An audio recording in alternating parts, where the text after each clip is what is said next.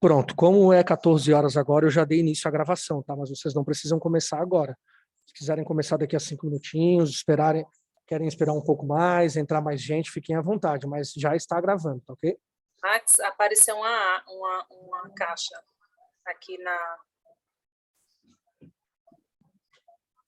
Sim, só para dizer que está começando a gravar. Isso, está gravando, agora está gravando. Mas como é que ela sai? Tem got it. Tem got it? Got it. Got it, isso. Pronto.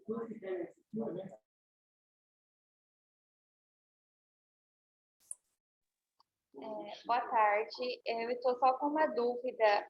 Todos estão com permissão para compartilhar na fala?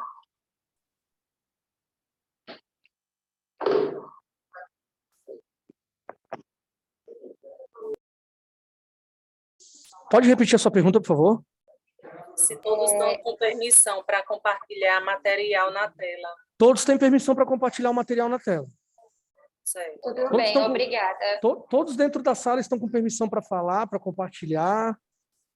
Ok, muito obrigada. De nada.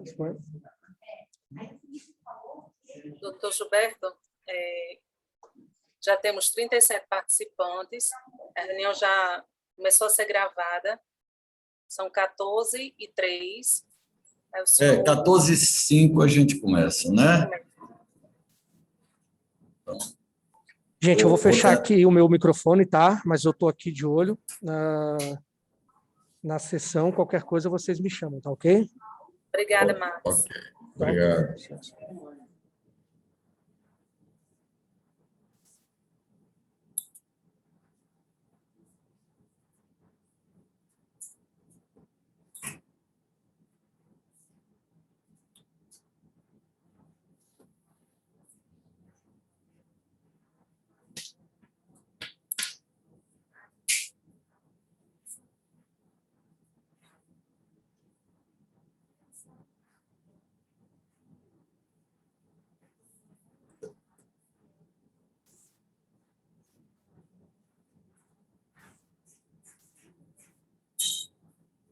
Temos 39 pessoas já, né?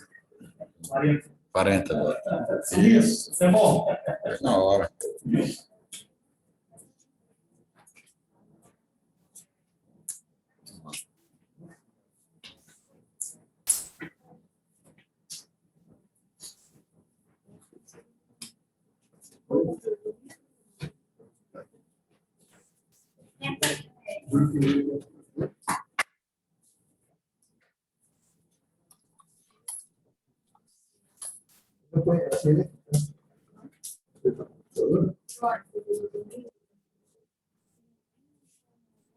Luiz, está vendo?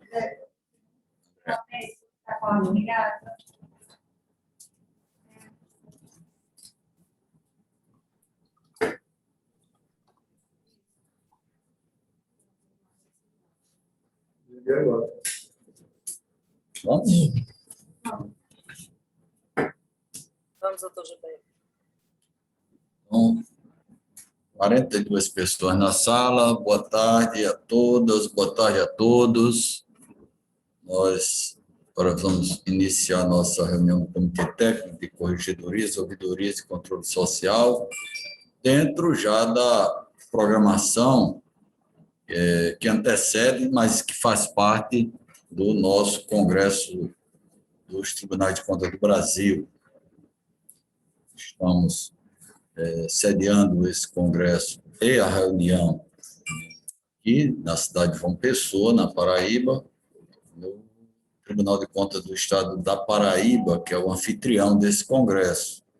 E inicio já agradecendo a todos e a todas que estão aqui presentes na nossa reunião, sejam conselheiros do Instituto, coordenadores de corregedoria, coordenadores de ouvidorias, técnicos, assessores, enfim. Esse comitê, para quem já acompanha, é um comitê bastante plural, né? E que tem tido, com o auxílio e com a competência das pessoas que se envolvem, que se engajam nesse trabalho, tem tido realmente uma adesão considerável. Temos, portanto, já 45 pessoas na nossa sala. Eu vou passar rapidamente aqui, não a apresentação, mas vou passar aqui a nossa pauta, dando as boas-vindas a todos e a todas. Alguém que talvez esteja chegando, porque nos tribunais sempre há alteração, né, com relação à questão das gestões e dos conselheiros que estão à frente das corregedorias e ouvidorias, ressaltando que, nesse momento, neste congresso, será eleita nova diretoria também do Instituto Rui Barbosa. Então, isso faz com que nós precisamos, nessa reunião, inclusive, deixar a ponta do elo de continuidade do trabalho do comitê com relação à nova gestão do IB e a continuidade do trabalho do comitê. Então, esse comitê ele foi definido pelo Instituto Barbosa e ele tem como objetivo estudar e pesquisar os métodos e procedimentos de controle externo e promover o aprimoramento e aperfeiçoamento das atividades das corregedorias, ouvidorias e do controle social. Né? Doutor Gilberto. Oi. Doutor Gilberto, só quer que eu compartilhe a tela da apresentação do slide? Bom, se puder compartilhar, ótimo, Tereza. Só um minuto.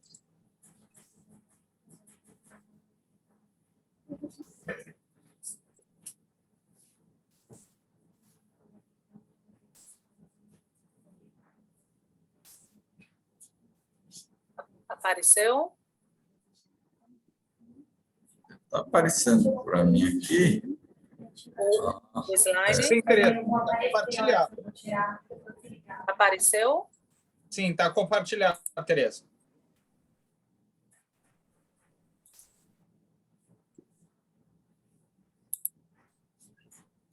Tudo ok. Você, doutor Gilberto. Você está conseguindo ver? Eu não estou conseguindo ver a tela. Todos vocês estão vendo a tela? Sim. Para mim, ela sumiu. A tela para mim está. Sim, tá movendo.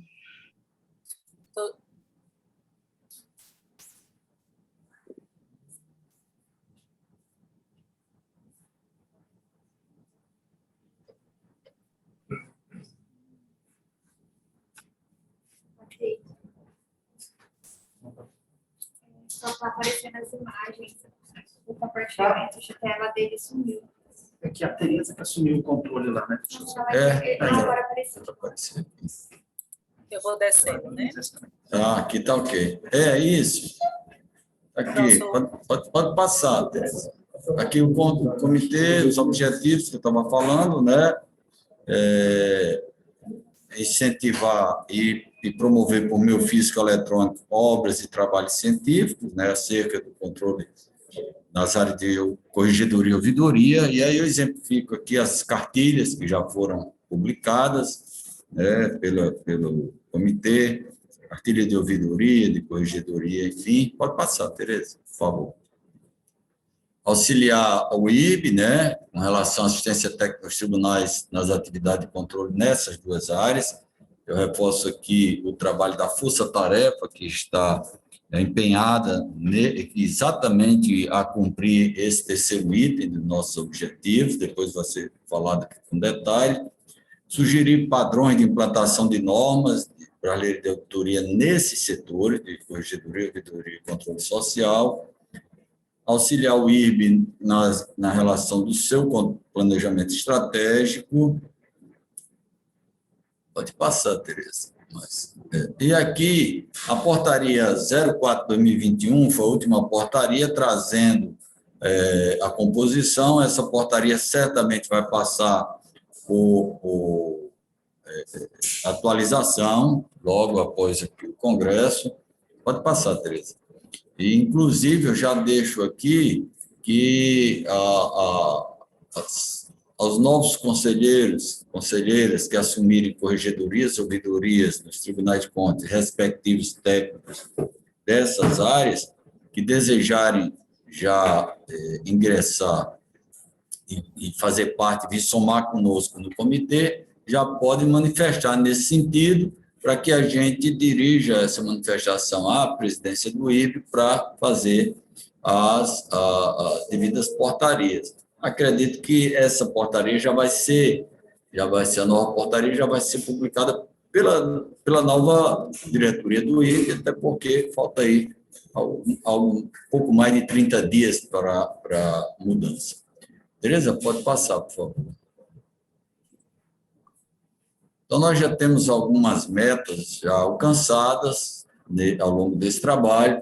Por exemplo, a organização esse comitê assumiu a organização do evento, o Encontro Nacional de Corregedorias e Ouvidorias dos Tribunais de Contas, que antigamente era assumido pelo Colégio de Corregedores, que foi extinto. A cartilha sobre assédio moral e sexual que foi publicada, a força-tarefa das ouvidorias, que é essa da qual falei, que está um trabalho em andamento. Depois o André, o Patrick, a Carol vão trazer mais para a gente aqui. A Rede Mais Brasil, das ouvidorias, e o Ouvidoria Day, que alguns tribunais, já desde 2020, que a gente decidiu por esse evento, no Dia Nacional das Ouvidorias, e alguns tribunais vêm executando. Obviamente, houve prejuízo em função da pandemia, mas está retornando. Exemplo agora de que o próprio Tribunal de Contas do Estado do Amazonas, agora no final de novembro, já vai realizar um trabalho também nesse formato híbrido, né, presencial. Beleza? Pode passar, por favor, aqui, só para a gente... Bom, aí nós temos uma pauta, eu vou ler rapidamente a pauta e depois nós vamos ponto a ponto, já passando. Primeiro ponto da pauta está trazido já pelo nosso colega conselheiro Antônio Joaquim, ex-presidente da Tricom, e que assumiu a ouvidoria do Tribunal de Contas do Mato Grosso e traz uma proposição ao nosso comitê que vai ser apresentada aqui. Na realidade, são duas proposições. Uma do modelo de regulamentação dos conselhos de usuário de serviço público, que é um desafio também para os tribunais e para as ouvidorias especificamente. Um outro projeto chamado Ouvidoria para Todos, que é a adequação das unidades jurisdicionadas dos tribunais de contas à Lei 13.460 de 2017. Depois, em seguida, o grupo responsável pela força-tarefa vai trazer e nos atualizar acerca desse trabalho que está sendo feito. Em seguida, nós pedimos que talvez o conselheiro Durval, se houver condições técnicas para fazer a apresentação, falar disso, ou a sua assessora, a Flávia. Acho que o conselheiro Durval foi representar o presidente do Tribunal de Contas de Minas Gerais no evento da reunião do Colégio de Presidentes, mas a Flávia vai nos falar sobre essa cartilha. E um outro ponto de pauta que a gente vai trazer aqui é exatamente algumas experiências que qualquer um dos que estão presentes aqui possam pedir a palavra para colocar algumas experiências que tenha em seus tribunais com relação à questão do controle social. E por que isso veio para a nossa pauta? Porque nós temos, o comitê foi solicitado ao comitê por parte da UNALI, que é o órgão das Assembleias Legislativas de todo o Brasil, que trouxesse algumas experiências de controle social, no sentido de que a UNALI pudesse, inclusive, disseminar essas experiências junto às Assembleias Legislativas, quem sabe até em cada estado, gerando algumas coisas na base legal. Algumas experiências, sobre experiência de teletrabalho, outro ponto, como é que os tribunais estão tratando essa questão do teletrabalho, a atuação das corregedorias, principalmente com relação a isso, né? Como é que essas metas estão sendo aferidas. Nós vamos relembrar aqui, aos que não tiveram oportunidade, as cartas de compromisso que foram geradas no último encontro, que foi o encontro lá de Belém, e tratar também no calendário de eventos para o comitê. Ok, Tereza? Então, basicamente essa é a nossa pauta, e eu já passo, então, a palavra para o conselheiro Antônio Joaquim para os 2 pontos iniciais da nossa pauta. E aí, Zé? Boa tarde. E aí, cara? Como é que tá você, Zé?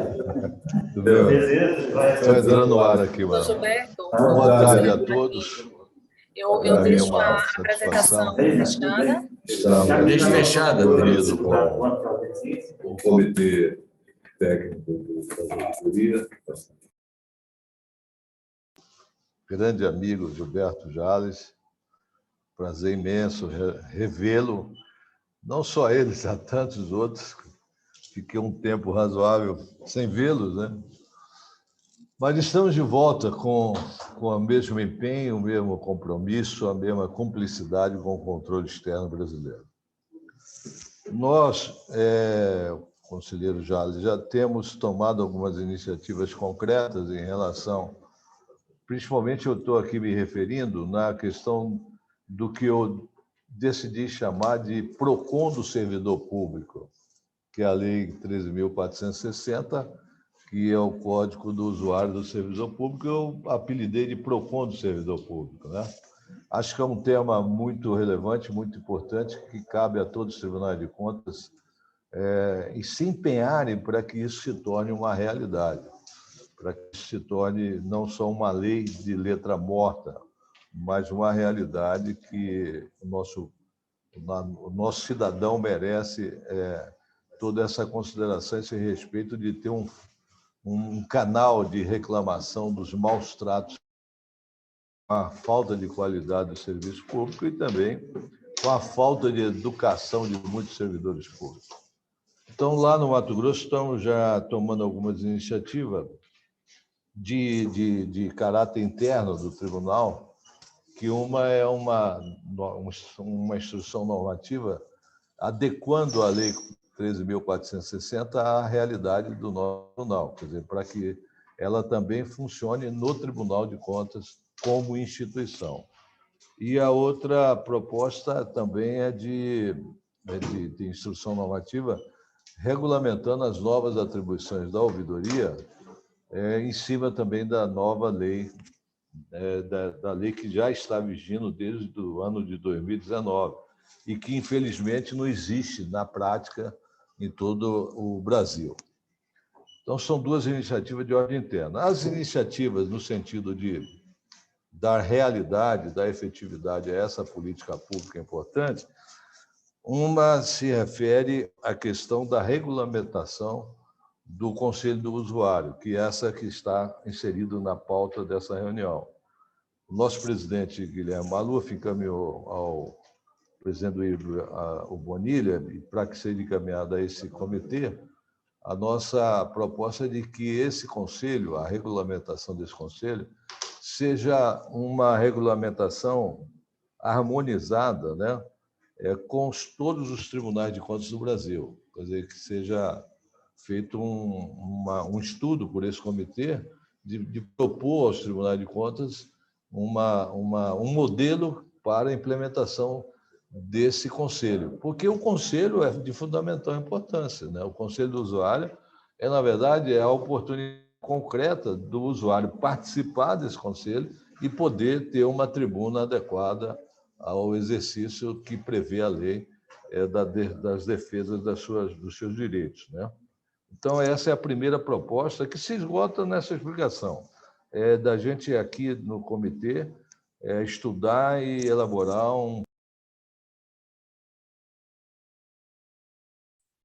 Conselheiro Joaquim, ficou mudo. Ficou mudo o seu som.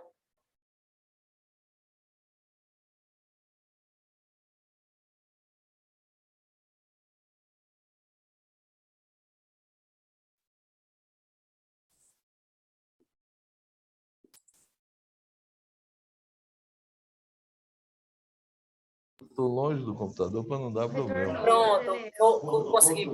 Colocou.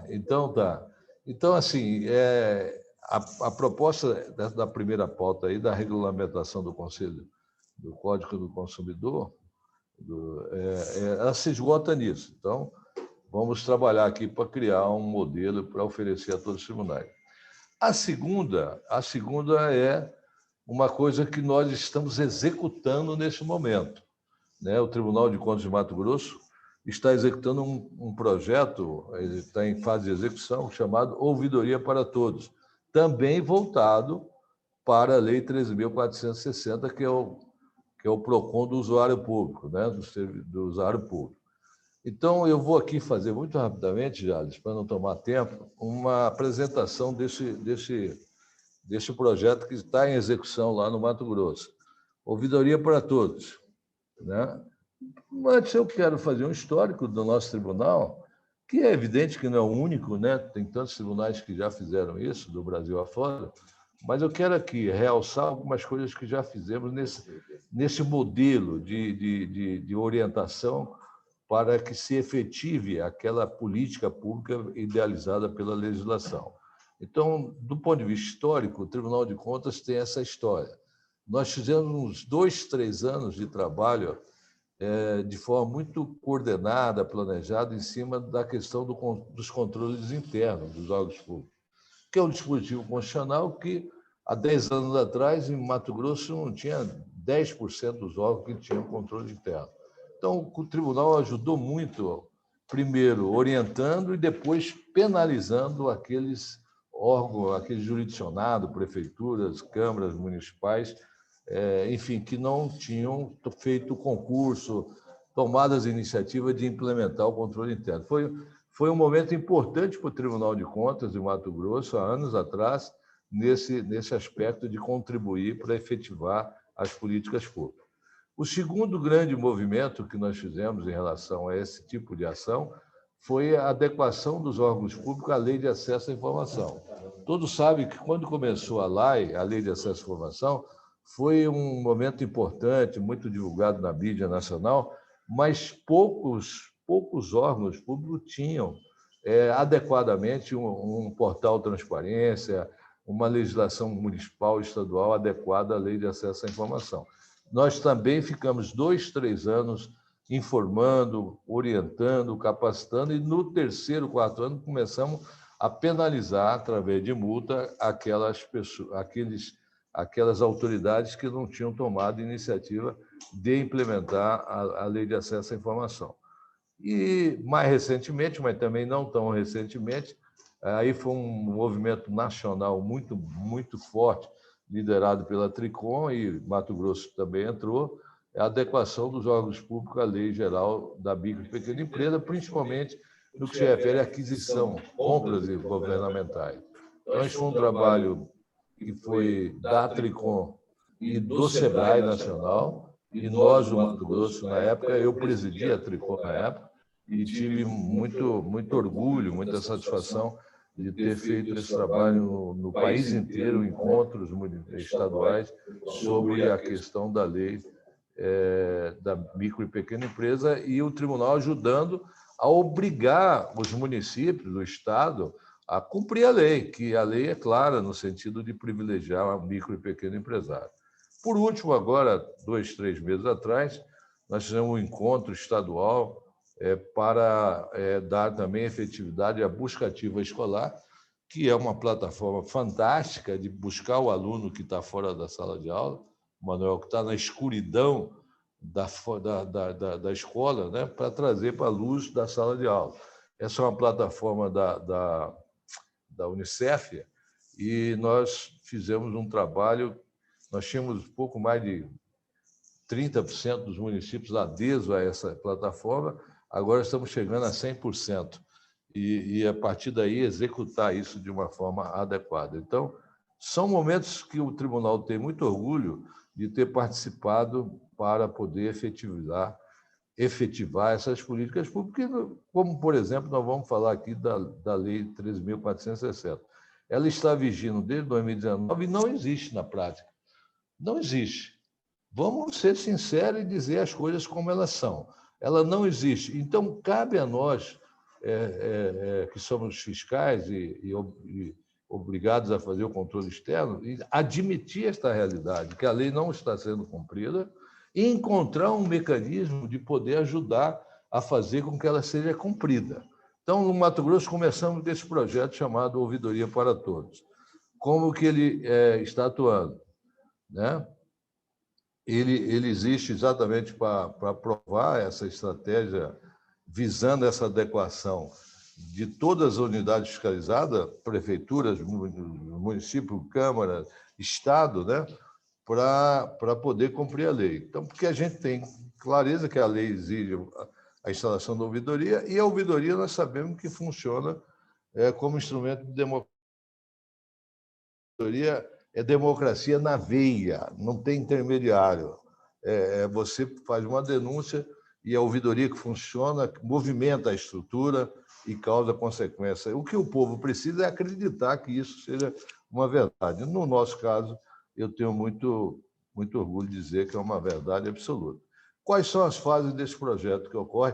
E eu quero realçar, Jorge, que o projeto eu estou apresentando exatamente para quem quiser interessar fazê-lo da mesma forma que fizemos, de melhorar e adequar, é muito honroso virarem nesse projeto. A fase 1 está pronta, né, que foi a realização de pesquisa de cenário, né, e depois a atualização dos órgãos que tinham ou não ouvidoria, que terminou agora em julho, né, e a fase 2 é a questão de sensibilizar as unidades fiscalizadas. Então, o que fizemos? Isso é recente. No dia 21 de outubro, agora, poucos dias atrás, nós realizamos um evento muito importante, com a presença de 100 pessoas, e 100 pessoas, autoridades públicas relacionadas à ouvidoria, né, prefeitos, secretários, enfim, uma série de pessoas que tinham esta visão, e mais de 1.600 acessos para nós apresentarmos o quê? Uma nota técnica. Lá nós trabalhamos com isso. Nós criamos uma nota técnica sobre a lei, aprovamos em plenário e apresentamos aos jurisdicionados, que ocorreu no dia 21/10. E nessa nota técnica é que inclui formalmente todas as recomendações que os senhores vão ver que incluímos nessa nota para serem cumpridas pelo jurisdicionado. Né? A fase 3 desse projeto é capacitar.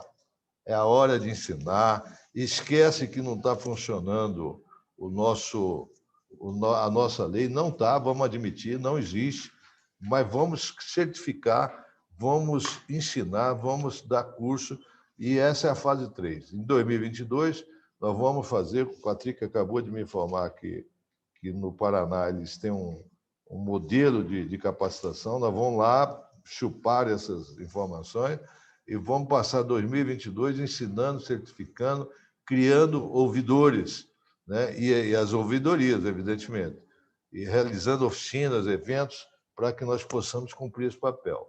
A fase 4, aí é a fase de fiscalizar, é a fase de penalizar. Depois de tudo isso, depois de todo o esforço do órgão fiscalizatório, sabendo que a lei não é cumprida, caberia até multar pelo não cumprimento da lei, mas por bom senso nós sabemos que não é cumprida, não é porque o gestor não quer. Então, na fase 4, depois de capacitado, depois de realizado todas essas ações, aí nós vamos fiscalizar e vamos multar, vamos penalizar naquilo que for necessário. Qual o conteúdo da nota técnica, né, que eu me referi?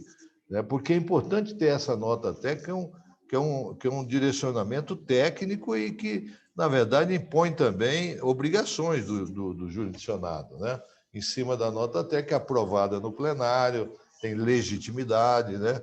Então, nessa nota técnica, nós colocamos lá 180 dias, que vai até dia 5 de abril do ano que vem, para recomendar a normatização da lei no âmbito dos poderes executivo, legislativo e judiciário, né? O judiciário também faz parte dos nossos jurisdicionados, nos órgãos independentes e nos poderes executivos do município e do Estado.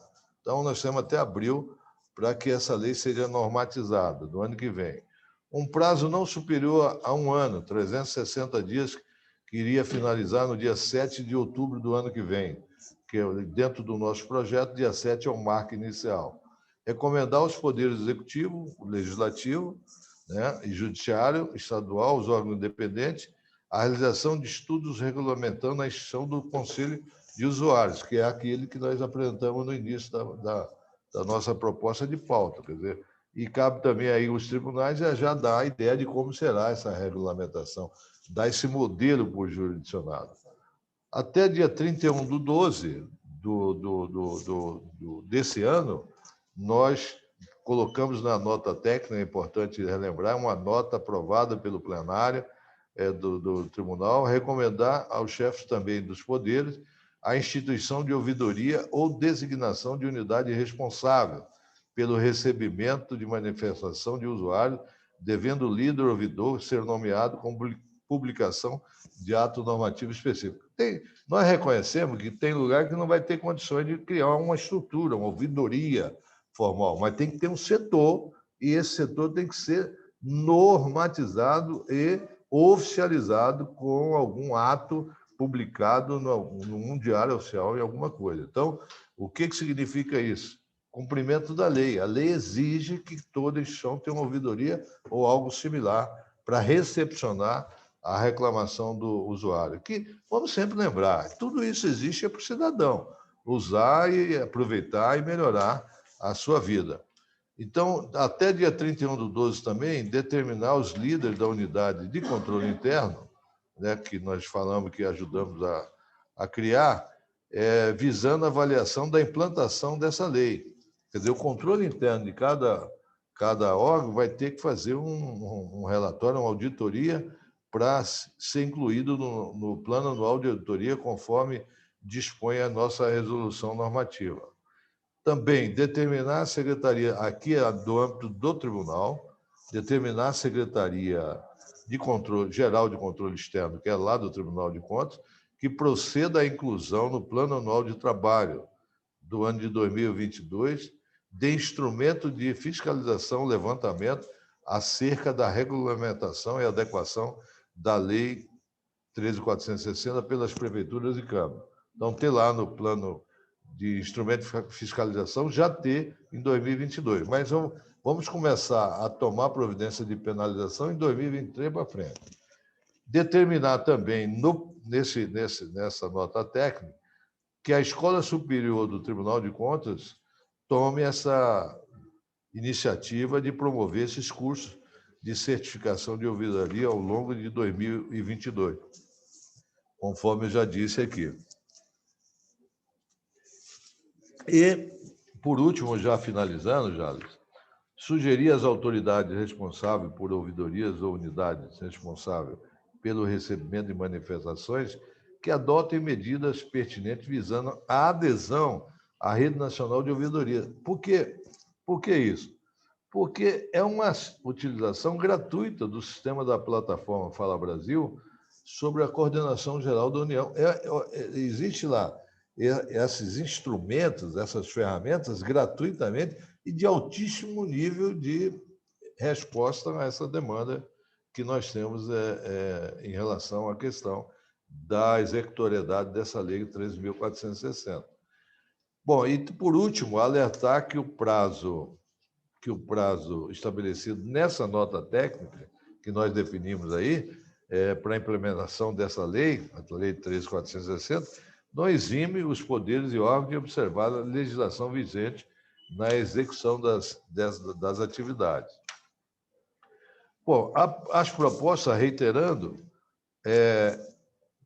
que quem queira usar esse projeto, Ouvidoria para Todos, que está em execução em Mato Grosso, a doutora Carol e o doutor Américo Corrêa estão 100% disponíveis para qualquer consultoria de contribuição para melhorar essa informação que eu dei aqui muito rapidamente e que seja colocado aqui na pauta do comitê esse modelo de regulamentação dos usuários. Era isso, Jales, que nós tínhamos de contribuir nessa reunião. Parabéns aí pela condução da reunião que você está fazendo. Muito obrigado.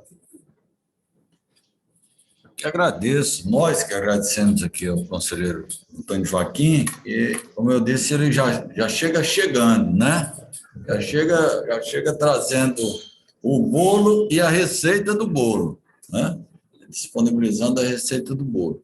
Eu coloco aqui, como vieram duas proposições, uma, obviamente, de adesão a esse projeto de ouvidoria para todos, que o próprio conselheiro Antônio Joaquim já colocou aqui o Américo e a Carol à disposição para fazer o compartilhamento, né? Com relação a essa questão da regulamentação do Conselho de Usuários, talvez fosse interessante que a gente agora, talvez nesse momento, ou logo adiante, sob coordenação até do próprio conselheiro Antônio Joaquim, que aqui no comitê a gente sempre coloca um grupo de trabalho, com a coordenação de um conselheiro, um grupo de técnico, elabora uma proposição, essa proposição é submetida inicialmente ao comitê, e depois nós submetemos à diretoria do IBE, que publica, que adota, né? Então, e aí todos os técnicos, assessores, conselheiros que estão aqui presentes se acham que têm a disposição de contribuir, né? A gente formaria um grupo de trabalho para traçar esse modelo, assim como foi feito com umas cartilhas que nós editamos, com a pesquisa das ouvidorias, enfim, para que a gente traga, e já temos, digamos, um trabalho concreto que será realizado, e nós teremos esse trabalho já como meta para apresentar, no máximo, até o nosso encontro nacional em 2022, né? Então, coloco quem tiver essa disposição, já faz o contato também ou com a Tereza, ou com a André, ou com a própria Carol, e diz, olha, eu me disponho a compor esse grupo. Obviamente, eu vou fazer um grupo com muita gente, com pouca gente, não funciona por falta de força de trabalho, e com gente demais, às vezes, mas quem está aqui no comitê já há algum tempo sabe que isso tem funcionado muito bem. Então, agradeço, Antônio Joaquim. Aos poucos aqui a gente vai registrando. O Durval já está aqui, o Reginaldo está aqui conosco na nossa reunião, o Francisco, nosso dileto amigo lá de Goiânia, Domingos, Taufner, César Fontes está aqui conosco, está aqui muita gente boa aqui na nossa reunião já, a Mônica também do TCU está aqui conosco, enfim. E aí nós já passamos, deixando já de concreto dessa reunião, tanto esses contatos para a adoção do Ouvidoria para Todos, como da Carta Compromisso, né, já como algo concreto dessa nossa reunião de hoje, já para tocar para frente aqui no nosso trabalho. E fazer um registro aqui mais do que especial, a presença aqui concreta, física, espiritualmente e corporalmente de Manuel Pires dos Santos, né? Esse homem é forte, viu? Ele é um exemplo para nós. Manuel, esse ano, 2021, venceu o Covid, venceu um AVC, venceu um CA, e está aqui, vivinho da Silva, aqui, esbanjando energia, alegria e competência conosco. Então, Manuel, agradeço demais a sua presença aqui conosco e a ajuda que você deu a gente lá no nosso encontro, né?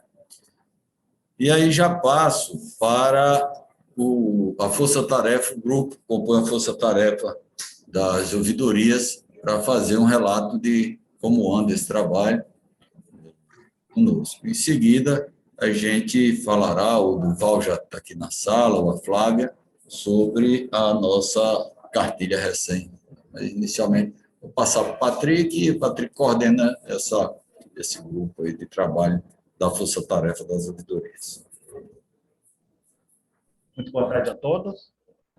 Primeiro, gostaria de agradecer ao presidente do comitê, conselheiro Jales, pela oportunidade que ele dá para cada um de nós que estamos envolvidos nesse comitê de buscar o engrandecimento das unidades de ouvidoria. A gente fica muito à vontade, livre para poder trabalhar, porque a gente sabe que sempre tem o suporte para que as coisas possam acontecer. E a força-tarefa, intitulada Força-Tarefa MMDTC 2022, foi mais uma dessas oportunidades. Então, conselheiro Jales, deixo aqui, em nome do grupo que o senhor delegou a função para coordenar essa atividade, o nosso agradecimento, e principalmente pela oportunidade, porque isso nos deu a possibilidade de rever o nosso dia a dia e buscar o aprimoramento. Isso é fundamental. Tá?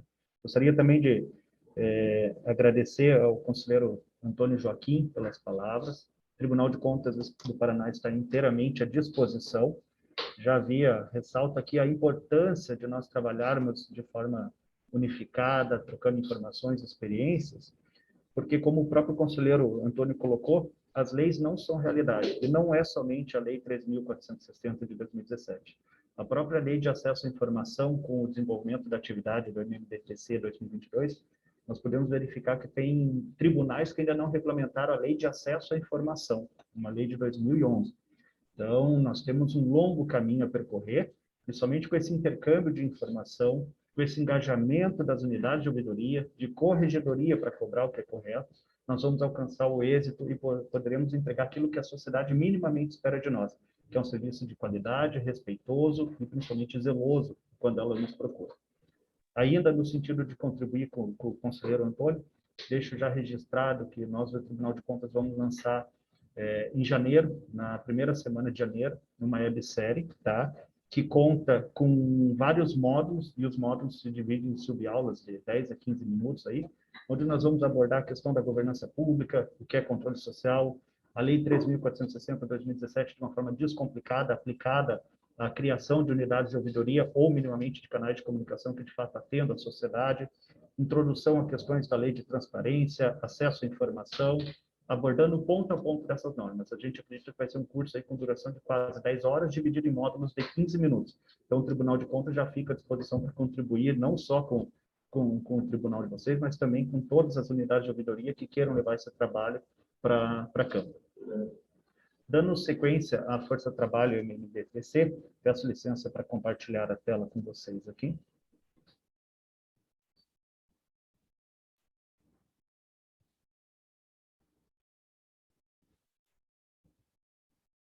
Compartilhando, né? Então, a Força Tarefa, ela teve o... Oi?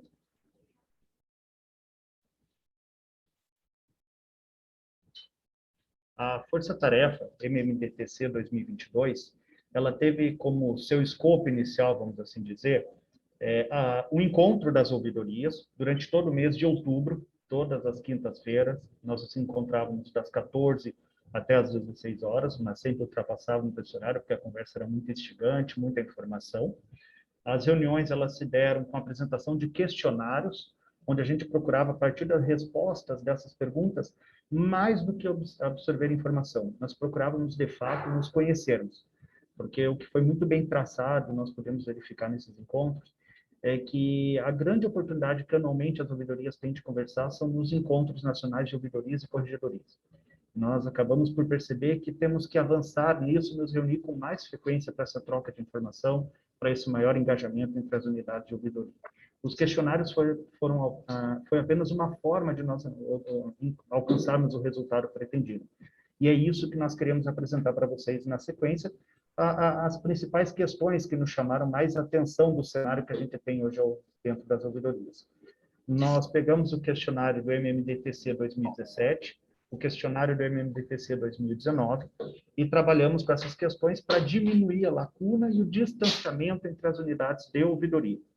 Então, com base nisso, esse grupo, onde o presidente do comitê é o conselheiro Jales, e o grupo de trabalho designado foi a Andréia, do Tribunal de Contas do Espírito Santo, eu, do Tribunal de Contas do Paraná, o Ribamar, do Pará, a Carolina, do Mato Grosso, e o Virgílio, do Ceará.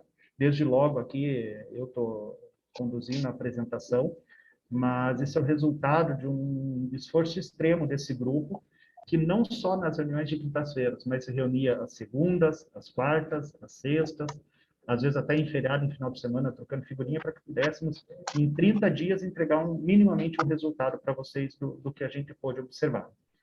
Então, seguindo, público-alvo foi todas as ouvidorias dos tribunais de contas, tá? Procuramos convidar a todos para participar, não somente ouvidorias que estivessem vinculadas ao Comitê de Corregedorias e Ouvidorias, do Instituto Barbosa, mas todas, a oportunidade de dialogar. E dentre esse convite de participação, quando a gente fala em tribunais de contas estaduais, nós tivemos esse universo de participantes. Tá? Só um minuto aqui. Tivemos esse universo de participantes. E tribunais de contas municipais também tivemos a participação de 3 tribunais de contas municipais, o que nos deu um total de 21 tribunais de contas estaduais mais o TCU e 3 tribunais de contas municipais participando das nossas reuniões. Um universo de 24 ouvidorias. Tá?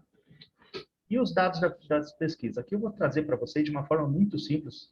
Nós fizemos vários questionamentos nas 4 reuniões, mas nós procuramos aqui na apresentação, até por uma razão do tempo, né, compilar apenas os dados que nós entendemos principais e que tem um reflexo maior no MMDTC eventual 2022. Tá? A primeira pergunta que nós fizemos, e é interessante ver o cenário, foi se a ouvidoria foi um conselheiro ouvidor, até para verificar se a maioria era conselheiro, se era servidor designado. Mas um ponto que eu gostaria inicialmente de chamar a atenção é que quando nós utilizamos nós temos a resposta sim, a resposta não e NR. O NR aqui é entendido como não respondeu, mas eu gostaria que a interpretação dada fosse não participou. Por quê? Porque o questionário não foi encaminhado posteriormente. Porque o nosso grande objetivo não era, como eu disse no início, não eram nem as respostas, era esse intercâmbio de informação na reunião. Tá? Então, entendam, sempre que aparecer a descrição NR, como não participou. Então, nós podemos verificar que 18 tribunais nessa primeira reunião responderam que tinham conselheiro ouvidor, 3 responderam que era um servidor designado para a função de ouvidor geral do tribunal, e 12 não responderam, não participaram dessa reunião. Aí a gente fez uma pergunta que vai até ao encontro do que o conselheiro Antônio colocou. Possui normativo? E aqui nós estamos falando do normativo de ouvidoria. 20 tribunais informaram dos que participaram da reunião, todos têm um normativo de ouvidoria. Mas olha que interessante, a gente vai para a atualização desse normativo. 7 estão com o normativo atualizado, a 13.460, a Lei de Acesso à Informação e os aspectos, mas 14 têm os seus regramentos desatualizados. O que nos dá uma média, a maioria dos regramentos são abaixo de 2012, do ano de 2012. Nós estamos em 2021. É um cenário que nos reflete a necessidade de atualização dos nossos normativos. E aqui é um comparativo. 21 ouvidorias que participaram da reunião demonstraram que tem esse normativo, mas aí o quadro se inverte quando a gente verifica a atualização desses regramentos. Tá? O que a gente destaca disso? Que dos 21 tribunais participantes da primeira reunião, 14 encontram seus normativos desatualizados, face às legislações mais recentes. E aqui eu falo Lei de Acesso à Informação, Lei 13.460 e agora a LGPD, que quer queira, quer não, tem um impacto muito grande, não somente na estrutura do Tribunal de Contas, mas também na atividade diária de ouvidoria. Tá? Então, fica aí uma reflexão que, por mais que o MMDTC pergunte se tem um regramento de ouvidoria, e a gente atenda aquele quesito, nós temos que olhar, esse regramento nos dá segurança jurídica para o desempenho das nossas atividades diárias? Outro ponto que a gente destaca é que dos 21 tribunais participantes, 8 possuem menos que 4 servidores, e algumas ouvidorias chegam a contar apenas com 2 servidores. Para atender a sociedade, talvez se mostra desarrazoado um universo tão pequeno de servidores para uma qualidade no serviço, e a ouvidoria acaba se tornando meramente um protocolo, um recebedor de manifestação. Porque como tu vai tratar com qualidade, com efetividade, se o setor não tem uma estrutura mínima de funcionamento? Tá? Isso foi alguns dos aspectos que a gente destacou da primeira reunião. Tá? Partindo para a segunda reunião, nós procuramos abordar, entender o universo da Lei de Acesso à Informação, da Lei 3.460 e da LGPD. Tá? Em relação à Lei de Acesso à Informação, nós tivemos que 18 tribunais que participaram dessa segunda reunião regulamentaram a Lei de Acesso à Informação. 4 tribunais ainda não regulamentaram a Lei de Acesso à Informação, conselheiro Antônio. Vejam, a Lei de Acesso à Informação é anterior a Lei de Proteção, Participação e Defesa dos Usuários de Serviço Público. Nós temos um universo ainda de 4 tribunais que ainda não tem um fluxo para Lei de Acesso à Informação, que é o principal ponto por onde o cidadão pode participar da vida pública, porque sem informação ele não tem o seu ponto de partida, tá? Aí, quando a gente procurou verificar se aqueles que regulamentaram a Lei de Acesso à Informação foi um ato específico ou se está dentro do regimento interno, se é algo que trate só da Lei de Acesso à Informação. 17 tribunais responderam que possuem um ato específico, 4 responderam que não possuem um ato específico, está dentro ou do regimento interno ou da norma de funcionamento da ouvidoria, e um tribunal aqui, por isso que mudou essa variação nesse percentual, um tribunal não soube responder aonde e de que forma que foi alocada a questão da Lei de Acesso à Informação, só sabia que existia um regramento. Aí a gente questionou se a ferramenta do registro de pedidos de acesso à informação é a mesma que a ouvidoria utiliza no dia a dia para tratar as mais diversas manifestações. Nós tivemos que 16 tribunais é a mesma ferramenta, 6 não é a mesma ferramenta, tá? Utilizam ferramentas divididas, uma ferramenta para acesso à informação e uma ferramenta para tratamento das manifestações. E isso nos mostrou que, quanto à utilização de ferramenta, 20 possuem a sua própria ferramenta e 2 ouvidorias utilizam ferramentas cedidas por outros órgãos, tá? O que coloca até, chama atenção, porque quando a gente fala de acesso à informação, tem a segurança dos dados por trás. Então, tem que verificar se essa ferramenta terceirizada, quem tem a competência para gerir esses dados, tá? E a gente questionou também se no órgão a ouvidoria é a única forma de registro de pedidos de acesso à informação. 11 tribunais responderam que sim, 11 tribunais responderam que não, e 11 não participaram dessa pesquisa. O que isso nos mostra? Que dentro do tribunal tem mais de uma forma do cidadão acessar informações públicas. Contudo, a gente pode verificar que, ao mesmo tempo, isso não gera uma preocupação, porque nós temos tribunais que não acompanham